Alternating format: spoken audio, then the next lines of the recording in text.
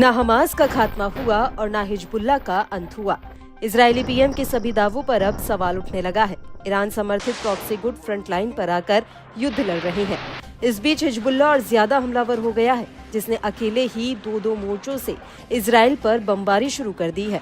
खासतौर से उत्तरी इजरायल के बॉर्डर पर अंडरग्राउंड ठिकाने बनाकर इजरायल में बड़ी तबाही की तैयारी कर ली है। वहीं लेबनान में दाखिल हुई इजरायली सेना को हिजबुल्लाह लड़ाकों ने गोरिल्ला युद्ध में फंसा दिया है।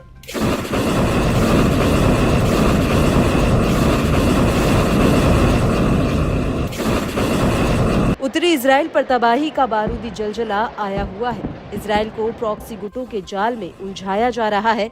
नईम कासिम के नए हिजबुल्लाह चीफ बनने के बाद से हिजबुल्लाह के हमले और भी ज्यादा बढ़ गए हैं। उसका पैटर्न भी बदल गया है।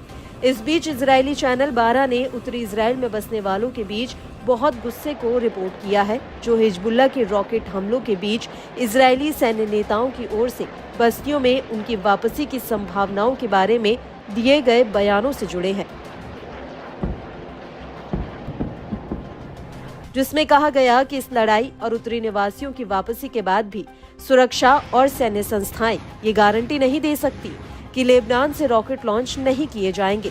दावा है कि आईडीएफ की टिप्पणी हिजबुल्लाह के हालिया मिसाइल हमलों के बाद आई है, जिसमें समूह ने हाइफा और उसके आसपास के इलाकों को निशाना बनाया, जो केंद्रीय इलाकों तक पहुंच चुका है। चैनल 12 की माने तो लेबनान से लगातार गोलीबारी हो रही है, जिसमें रॉकेट की संख्या और रेंज दोनों बढ़ रही है।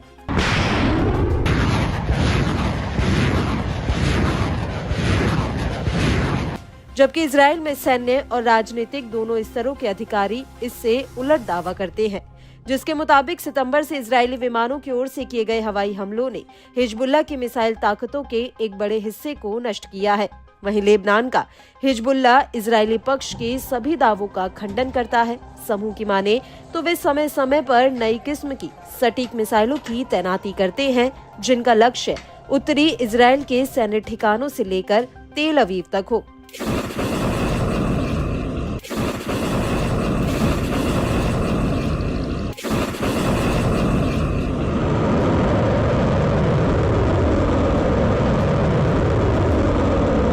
इजरायली मीडिया ने बताया कि हिजबुल्लाह अपनी मिसाइल ताकत को बनाए हुए है, जो मौजूदा युद्ध के खत्म हो जाने के बाद भी बनी रह सकती है। इससे साफ जाहिर है कि हिजबुल्लाह ने इजरायल के खिलाफ लंबे खींचते युद्ध की तैयारी कर ली है।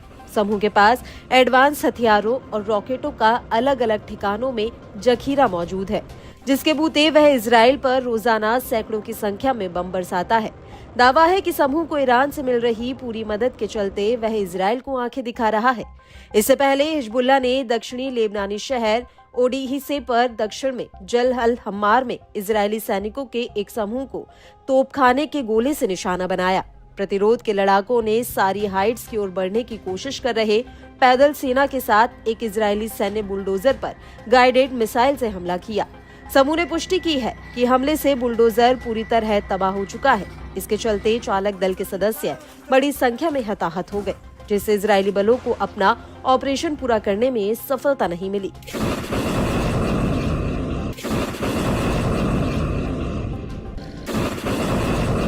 इसके अलावा प्रतिरोध ने उत्तर पश्चिम हाइवा के स्टेला मैरिस नौसैनिक अड्डे को उच्च स्तरीय रॉकेटों की बौछार से निशाना बनाया। हिजबुल्लाह ने एक साथ हाइफा के दक्षिण पूर्व में रमत डेविड बेस और हवाई अड्डे को उच्च स्तरीय रॉकेट बैराज से निशाना बनाया। उत्तर में कई बस्तियों को इस्लामिक प्रतिरोध ने बड़े पैमाने पर हमलों की बौछार की। लड़ाकों ने रॉकेट से मिसगाव एम बस्ती में इजरायली बलों के एक समूह को निशाना बनाया। हिजबुल्लाह ने मार्गालियट बस्ती में एक अन्य समूह को रॉकेट बैराज से निशाना बनाया है।